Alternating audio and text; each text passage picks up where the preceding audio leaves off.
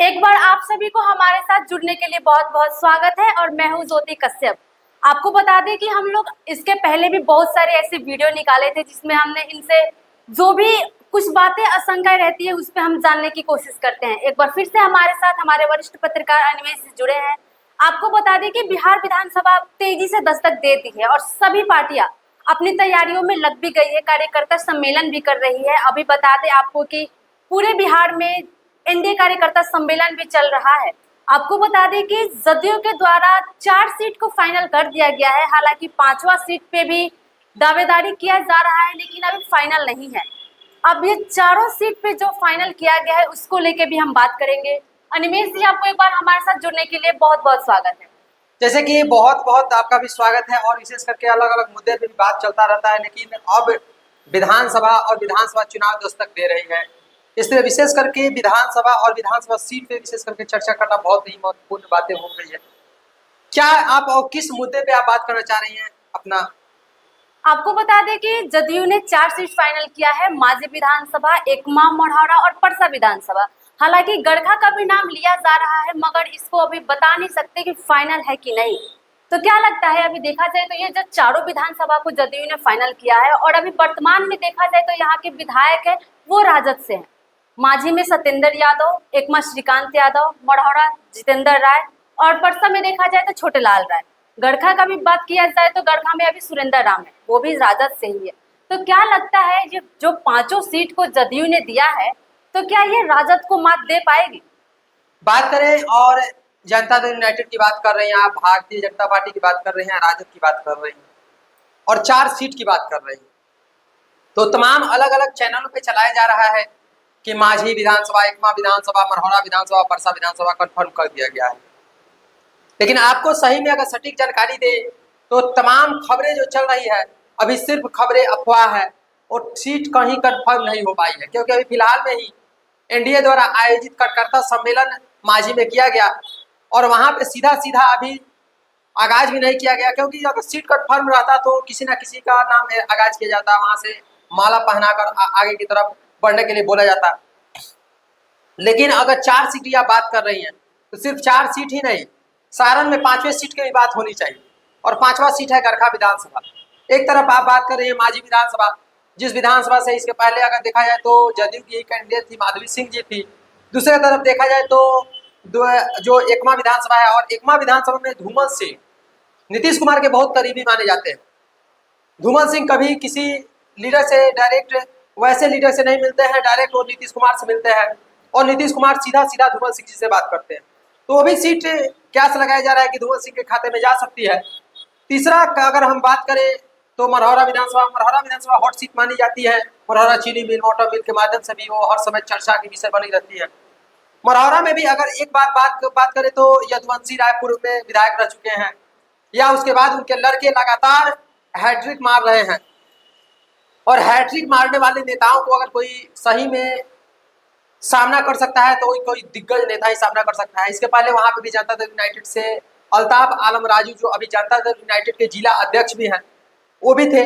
लेकिन सोचनीय बात यह है कि परसा और गड़खा, परसा में अगर बात करें तो परसा में चंद्रिका राय जो शुरुआती दिनों में ही राष्ट्रीय जनता दल और लालू प्रसाद यादव के समधी हैं और वो एक बहुत ही धाक रखने वाले लीडर है, क्योंकि उनका पारिवारिक भी देखा जाए तो उनके पिताजी भी मुख्यमंत्री रह चुके हैं और मुख्यमंत्री का लड़का सीधा सीधा टक्कर देते हैं। तो वहां पे भी कसम है कि वहां पे भी चंद्रिका राय के खाते में वो सीट जा सकती है।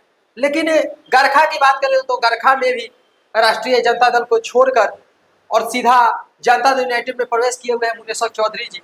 चर्चा का विषय बना हुआ है। गड़खा विधानसभा भी आरक्षित सीट है, वहां से सुरेंद्र राम अभी वर्तमान में विधायक है और विशेष करके वहां की जो बात होती है तो सीधा सीधा बात होती है कि राष्ट्रीय जनता दल और राष्ट्रीय जनता दल का जो कोर वोटर होता है वो कहीं जाता नहीं है। जैसे कि बात होती है जब एम वाई समीकरण की, एम मतलब मुसलमान और वाई मतलब यादव, ये दो जो वोटर है, ये वोटर राष्ट्रीय जनता दल का वोटर है और वहां पे सीधा सीधा कयास लगाया जा रहा है कि अगर टिकट किसी के खाते में जाएगी तो वो नाम है मुनेश्वर चौधरी का, क्योंकि मुनेश्वर चौधरी इसके पहले अगर बात करें तो 5 बार विधायक रहे हैं, अलग अलग पद पे रहे हैं, मंत्री रहे हैं, खनन मंत्रालय में हो रहे हैं। तो खनन मंत्रालय एक बहुत बड़ा मंत्रालय होता है, भाग रखने वाला मंत्रालय होता है और उनका संगठन जो भी जो है वो बहुत संगठन, उनके साथ बहुत सारे जो लोग हैं पर्सनली लोग जुड़े हुए हैं। तो इस बहुत ही रोमांटिक और विशेष करके सारण का राजनीति तो इस बार ऐसा रोमांटिक होने जा रहा है।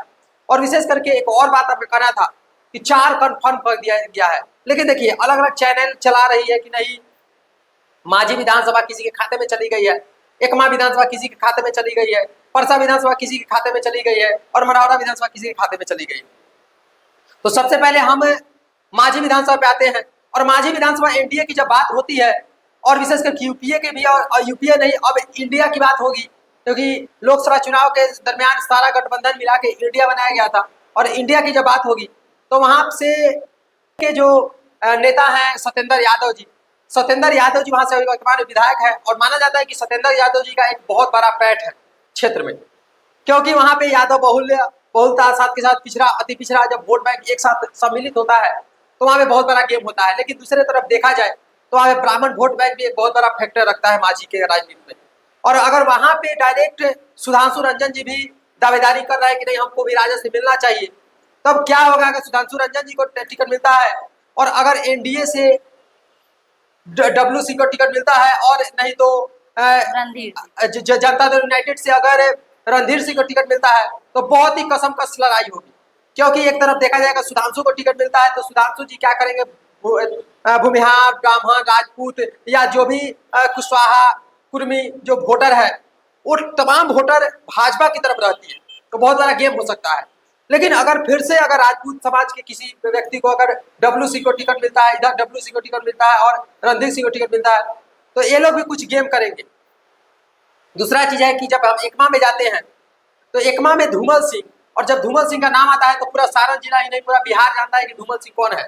जैसे कि आप मोकामा में जाते हैं तो अनंत सिंह का नाम आप जानते होंगे, वैशाली में जाते हैं मुन्ना शुक्ला का नाम जानते होंगे, या आप जब अलग अलग क्षेत्र में जाते हैं कहीं आनंद मोहन का नाम सुनते होंगे तो कहीं अमरजीत कुशवाहा का नाम सुनते होंगे, तो कहीं अलग अलग जो अलग अलग समाज के वैसे प्रबुद्ध लोग हैं, श्री भगवान सिंह कुशवाहा हैं या अलग अलग लोग हैं, वो तमाम लोग का नाम आता है। अश्विनी चौबे जी हो गए ब्राह्मण नेता, बहुत बड़े ब्राह्मण नेता बोले जाते हैं। लेकिन आज की बात करें और एकमा की बात करें तो एकमा में माना जा रहा है कि धूमल सिंह का टिकट कंफर्म माना जा रहा है, वहां पे एलजेपी आर से भी। तो जैसा कि अभी आपने मांझी के बारे में बताया तो मांझी से ज्यादातर दावेदारी हो रही है कि वहां पे जदयू टिकट देगी, तो जदयू से रणधीर जी हो गए। लेकिन बात करें एनडीए में तो एनडीए से भाजपा में डब्ल्यूजी भी है राणा प्रताप। तो एक तरफ राणा प्रताप बोल रहे हैं कि मैंने यहाँ पे बहुत दिनों से तैयारियां कर रही है और क्या तो यहाँ की जनता भी बोल रही है कि कोई बाहरी आके यहाँ की गद्दी पे नहीं बैठेगा, मांझी का ही बेटा मांझी के गद्दी पे बैठेगा। तो इधर रणधीर जी बोल रहे हैं कि इस बार वहां से हमारी ही दावेदारी रहेगी क्योंकि वहां मांझी विधानसभा की जनता रणधीर को मांग रही है। अभी 2 दिन पहले कुमना में एनडीए कार्यकर्ता सम्मेलन भी हुआ था, उस दौरान बाकी ये भी सुनने में आ रही है कि अगर डब्ल्यूजी को पार्टी टिकट नहीं देती है तो वो निर्दलीय भी चुनाव लड़ सकते हैं। तो मंच पे खुले मंच पे उन्होंने ये भाषण में अपने बोला है रणधीर जी कि हमारे खिलाफ मांझी विधानसभा में कोई भी निर्दलीय चुनाव नहीं लड़ेगा। तो क्या लगता है अगर मान लीजिए जदयू को टिकट दे भी दिया रणधीर जी को और इधर नहीं दिया राणा जी को, क्योंकि ये भी भूलने वाली बात नहीं है इसके पहले जो चुनाव हुआ था निर्दलीय चुनाव लड़े थे जिसमें उन डब्ल्यूजी को शायद 32,000 लमसम निर्दलीय उनको वोट मिला था। तो ये भी आंकड़ा लगाया जा रहा है कि जब निर्दलीय उनको 32,000 वोट मिल सकती है और पार्टी अगर उनको टिकट देती है तो पार्टी से माधवी जी को भी मैक्सिमम 14 या कुछ हजार उनको वोट मिला था। तो मान लीजिए 32,000 ये और पार्टी के नाम पे अगर उनको 20,000 भी वोट मिलती है तो मान लीजिए 60-70 हजार तो वोट मिल सकती है। तो क्या लगता है वहां पे अगर पार्टी टिकट देती है डब्ल्यूजी को तो राणा जी जीत सकते हैं और या फिर रणधीर जी वहां से ले सकते हैं? जैसे कि बात करें एनडीए की, और एनडीए खेमा में अगर देखा जाए तो सिर्फ डब्ल्यू सिंह और रणधीर सिंह ही नहीं है, उसके अलावा भी बहुत सारे लोग हैं जैसे माधवी सिंह अगर चुनाव लड़ी है पूर्व में तो उनका भी अपना दबदबा होगा। दूसरा चीज है कि अगर गौतम सिंह है, क्योंकि गौतम सिंह का भी एक दबदबा अलग दबदबा रहता है, तो 4 कैंडिडेट और भी कुछ नए नए कैंडिडेट भी सामने आ रहे हैं। तो वहां पे डायरेक्ट मांझी की बात करें तो मांझी के अगर आर पार की लड़ाई की बात करें जनता दल यूनाइटेड और भाजपा, तो डब्ल्यू सिंह राणा प्रताप सिंह उर्फ डब्ल्यू सिंह का जब नाम आता है तो इसके पहले भी देखा जाए तो 33,000 वोट और 33,000 प्लस वोट था राणा प्रताप सिंह उर्फ डब्ल्यू सिंह का। तो डब्ल्यू सिंह लगातार 2-3 बार से अपना वहां पे भाग आजमा रहे और प्रथम वरीयता पार्टी का वही होना चाहिए कि डब्ल्यू सिंह को टिकट मिले, क्योंकि इसके पहले अगर भाग देखा जाए जो व्यक्ति निर्दलीय चुनाव लड़कर 33,000 वोट ला सकता है। अगर उनको टिकट मिल जाए तो एक भाषण के दरमियान ही वो बोल रहे हैं कि हम अगर इस निर्दलीय के तौर पे 33,000 वोट काट सकते हैं तो आने वाले दिनों में हम लाखों से किसी को हरा सकते हैं। और जीता गया का उदाहरण, क्योंकि देखिए सीधा सीधा बात है कि जो कोई अगर कैंडिडेट होता है 10,000, 12,000, 15,000 वोट लाते हैं, उनको भी वरीयता मिलता है। लेकिन कोई व्यक्ति बहुत अलग अलग विधानसभा में होता है कि 50,000 तक ही पूरा मतलब कि गेम हो जाता है, 50,000 में जीत हार की मतलब कि हार मान लिया जाता है। और वो व्यक्ति निर्दलीय के तौर पे 33,000 वोट, एक तरफ देखा जाए तो जब वहाँ पे सत्येंद्र यादव चुनाव लड़ रहे थे, दूसरे तरफ माधवी सिंह चुनाव लड़ रही थी, और तीसरे तरफ अयाना प्रताप चुनाव लड़ रहे थे। तो माधवी सिंह को तीसरे नंबर पे धक्का दिए और दूसरे नंबर पे अयाना प्रताप सिंह का स्थान था। तो वहाँ पे भी एक सोचनीय बात है। और डब्लू सिंह को अगर टिकट मिलता है तो विशेष करके कसम कस लड़ाई वहाँ पे होगी। लेकिन रणधीर सिंह की बात करें तो रणधीर सिंह को भी हल्का में लेने वाली बात नहीं है, क्योंकि रणधीर सिंह पहले से पूर्व के विधायक रह चुके हैं छपरा विधानसभा, और छपरा विधानसभा से सटा हुआ मांझी विधानसभा है। तो कुछ ना कुछ तो प्रकोप होगा। दूसरे तरफ देखा जाए तो उनके पिताजी जो प्रभुनाथ सिंह जी हैं, उनका दबदबा एक पूरे सारण में नहीं, छपरा सिवान गोपालगंज में बहुत अधिक माना जाता है। और राजपूत वोट बैंक की बात करें तो एक तरफ बताया जाता है कि हिरान और बबुआन वाला ट्रेंडिंग पूरा सारण में ही नहीं पूरे बिहार में चलता है। तो अगर रणधीर सिंह को डायरेक्टली टिकट मिलता है तो वहाँ पे सीधा सीधा आर पार की लड़ाई होगी, बैकवर्ड फॉरवर्ड भी हो सकता है, कुछ भी वैसा चीज हो सकता है। लेकिन अब आने वाले दिनों में पार्टी किन पे अपना धाक जमाती है, किन पे अपना विश्वास जमाती है और किन को टिकट देती है, ये देखना बहुत ही लाजमी होगा। ये भी सुनने में आ रहा है कि मांझी विधानसभा की कुछ जनता के द्वारा बोला जा रहा है कि इसके पहले रणधीर जी छपरा से चुनाव लड़े थे, तो जो छपरा में नहीं टिक पाए वो मांझी में क्या आके टिक पाएंगे? देखिए सिर्फ छपरा की बात नहीं है, महाराजगंज की बात है। और छपरा में तो विधानसभा चुनाव लड़े, लेकिन महाराजगंज में लोकसभा चुनाव भी लड़े। और लोकसभा चुनाव में वोट बैंक की बात करें तो वोट बैंक कोई विशेष तो वोट बैंक उतना तो नहीं था, लेकिन ठीक है, लगातार मतलब कि लोकसभा में प्रस्त हुए, साथ के साथ विधानसभा चुनाव में प्रस्त हुए। और वो भी भाजपा के, और शुरू से वो राष्ट्रीय जनता दल का राजनीति किए हैं, राजद का राजनीति किए हैं, महासंकरण की राजनीति किए हैं।